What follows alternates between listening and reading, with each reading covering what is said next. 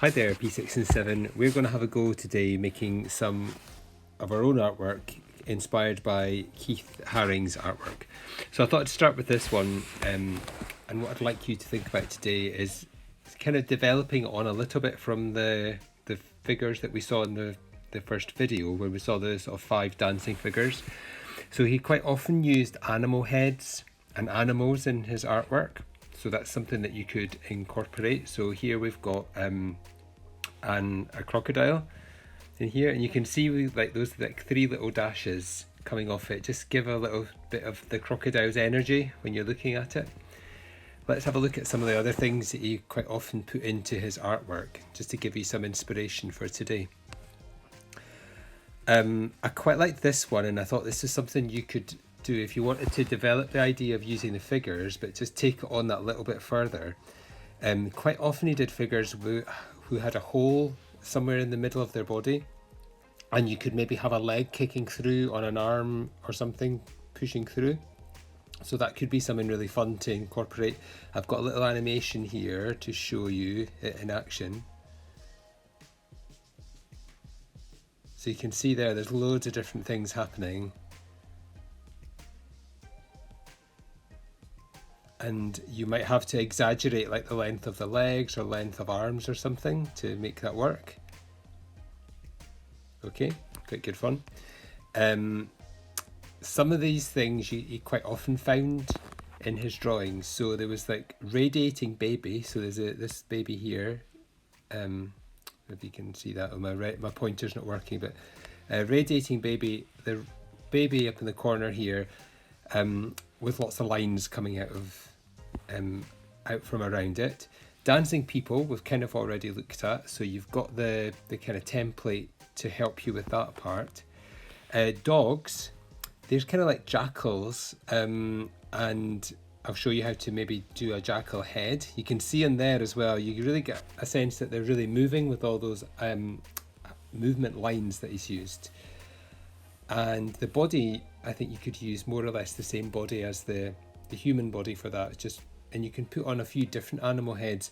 Sometimes there were like sort of Mickey Mouse heads and different animal heads. So I've put some of them on the printout for you, but it'd be good if you could come up with some of your own.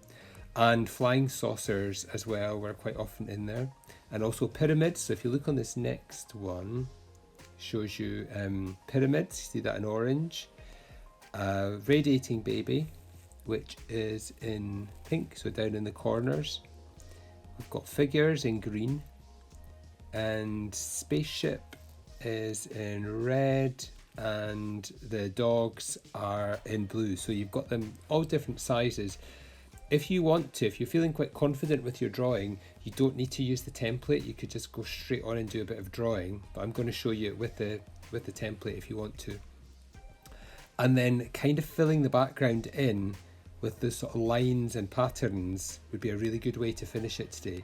So I think you could have a go today, just maybe working with one colour and really focusing on your use of line today, and completely filling in the background with all these kind of different patterns and things.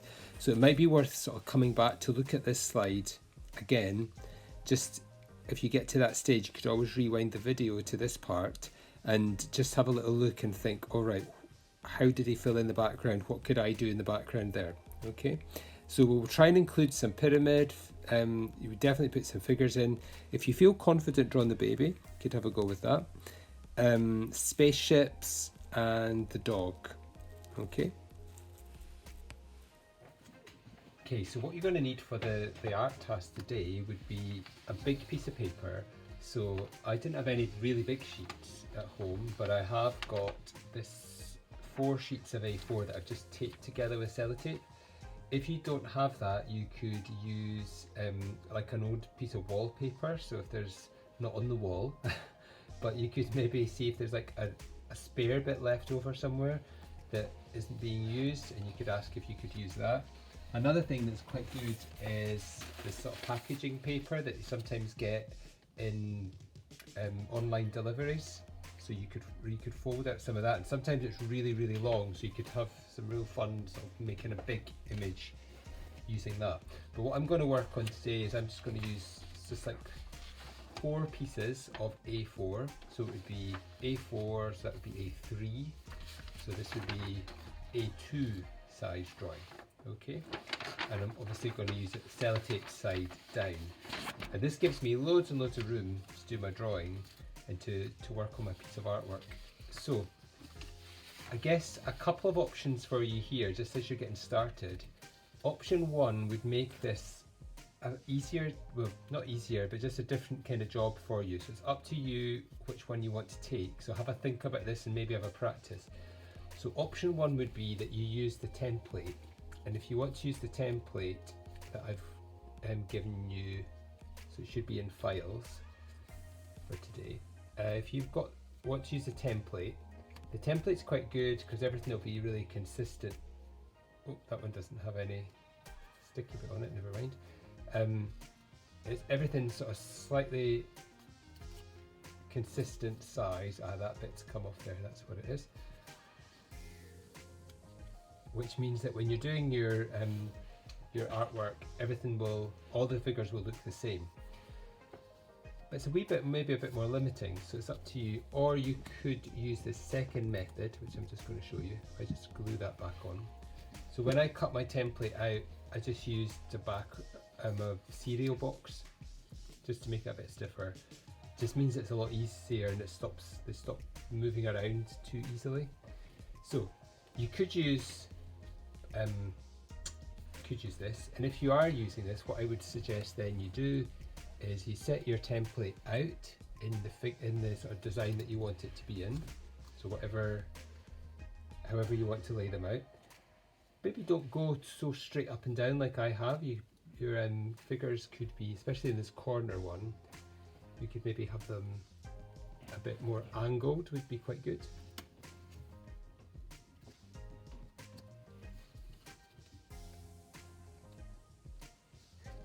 So the feet as well, you can flip them over if you want them facing different directions. So you could maybe have your figure on like that if you wanted to. If I just do them this way, and then I'll show you a different way to draw them if you don't want to use the template, if you're feeling a bit more confident. Or you could always do a mix of the two.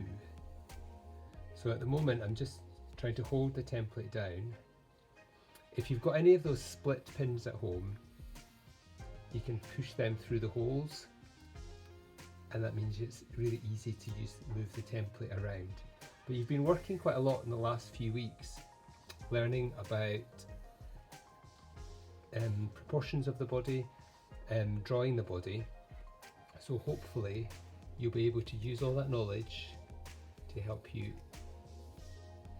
draw these and really think about the proportions as you're drawing them. Let me see, have I drawn all that? Okay. I'm sort of working at a strange angle because I'm trying to film it as well, so it makes it a wee bit harder. So once so you can see there I went over it in pencil first rather than going straight on with pen, and that gives you your kind of first kind of body shape. And from that you can add on some other shapes as well if you want to. So another way that you could draw the body shape is a bit more kind of like this. So you can start off just more or less with a stick figure, and you just want to pose the stick figure. So if I do a similar pose to that one,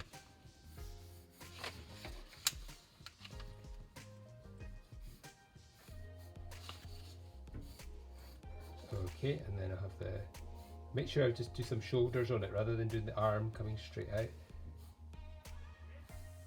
And that one coming out. Okay, and then once you've got your stick figure drawn, you could then just go around it. And don't go too narrow in the body when you're doing it. So up to you, however you want to go around drawing them.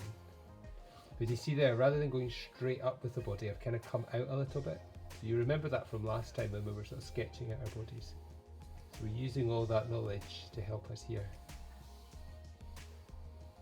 So gives you a slightly different type of figure. Let's have a look at them together. think you get a bit more movement in this one. So it's up to you though, you decide what's right for you. And obviously you can rub out all of these lines kind of within here. So go really, really lightly when you're doing the stick figure. I've gone a bit heavier, and I think that's really just so that you can see it really clearly. Just want to check that you can see this all in the video, that's fine, yeah. So have a think which one you want to do. If you're doing this one, that will work just as well as this. Maybe do this one if you're a bit less confident with drawing bodies, but you might want to do a mix of the two. So it'd be really good to try and add in as well some pyramids, some animal heads. So if we have a look at the animal head, there's some on your printout, but the other one that I was going to have a look at with you was the kind of Jackal Dog Head one. If I just draw it on here. And when he drew that, it's kind of like two sort of ears coming up like that, and it sort of comes. Sorry, it's a bit hard to. I've got a crease on the cereal box there. So.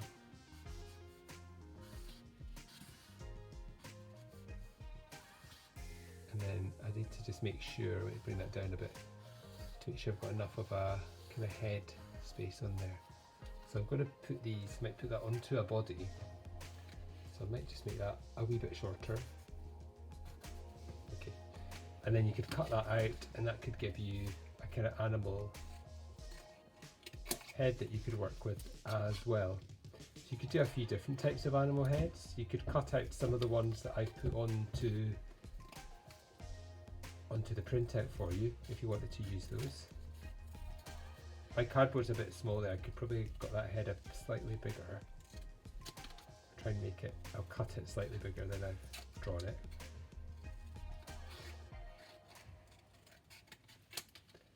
So you could have these heads as well. So you might want to do a mix of the stick figures and cut out heads and things like that.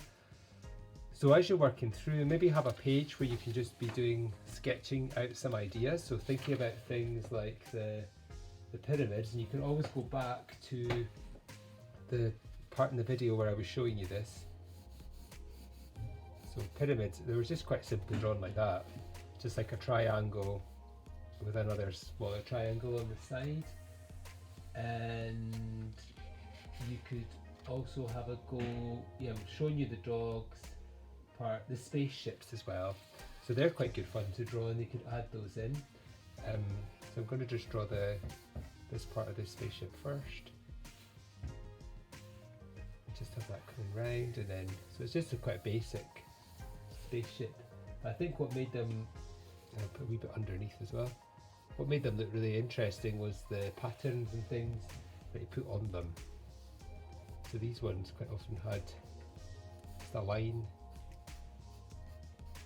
but you could kind of do like this one looks like they're coming to this person here. You could have some of those sort of lines coming down, so it looks like they're getting this person underneath them there, so trying to pull them up into the spaceship or something.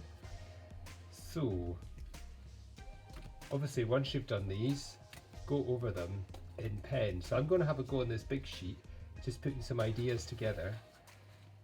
One thing that you might also like to work on is thinking about the animation we watched, where we had, say if we have two figures and one of them maybe has their leg going through the other or something. So if I show you that, or you could do an arm through or a leg, it's up to you. So if I maybe do it over on this side, just to show you, so I'm just going to draw it out with the stick figures to start with. The good thing about the stick figures is that you can draw them, and you can have all different sort of scales. So if you're using the template, you can only use this size, whereas if you use the stick figures, you can do any size you want to.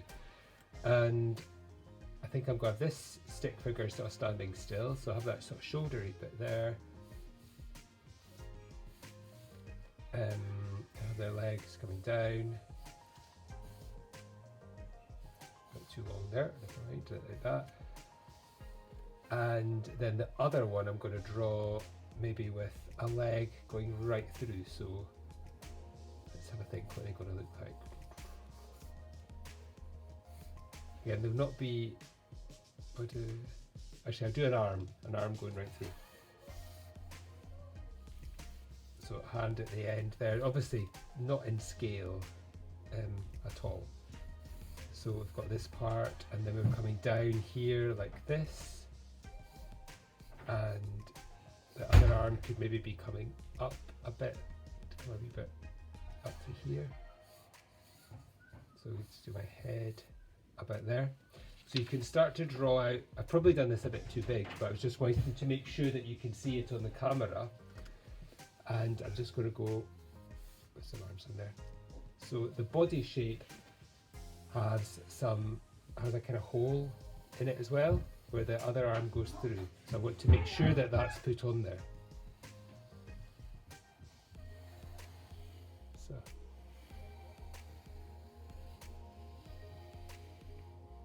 Arm's got a wee bit slim there, but I'm drawing probably a bit harder than I meant to, so that you can see. And sometimes it's fine if you have if you've got the hole, the belly can come out a little bit.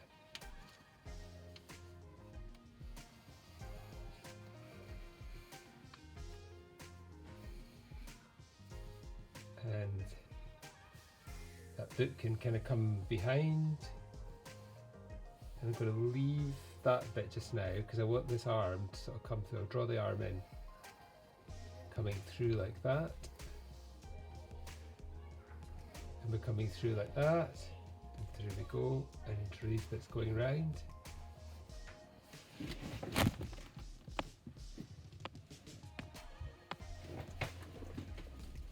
Okay, so just joining that back on.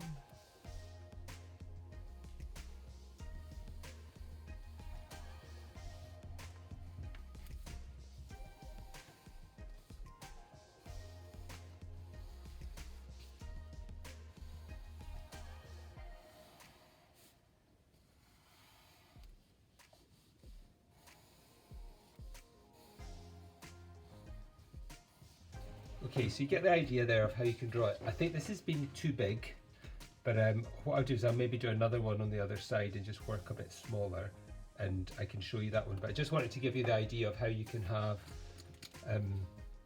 things going through each other. And as you then take your colour and go over those, it will really bring it to life. So you can either colour them in if you want to, although I probably wouldn't.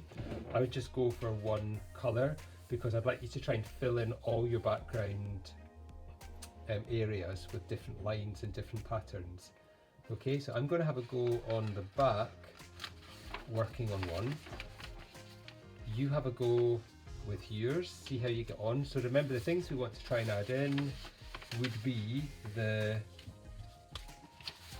dogs. So you could add an animal head onto there if you want to. So I might add this one on rather than having that as a human. So I could just draw around that if I want to. That looked quite good actually with the dog head added on there. So dog heads, spaceships, pyramids, and if you wanted to have a go with the babies, you could look back to the slide to see the babies as well. So I'm going to work on my one now and show you that, and then you could work on this on your one, and just you really develop your ideas. See if you can get your characters interacting with each other a little bit. The one thing I haven't added onto here are any of my movement lines, so I might want to think about doing them in groups of 3, these kind of movement rounds. And they quite often had them around the heads as well to kind of show a bit of personality. Like if I had a bit more room here, I could have had some coming out of the dog's mouth just to show that it was sort of barking or making a noise. But having them in different groups is a really good way. Groups of 3 is a really good way to show the sort of movement of your characters. I might do around the head like that. So kind of use these lines just to show a bit of emotion in the drawing.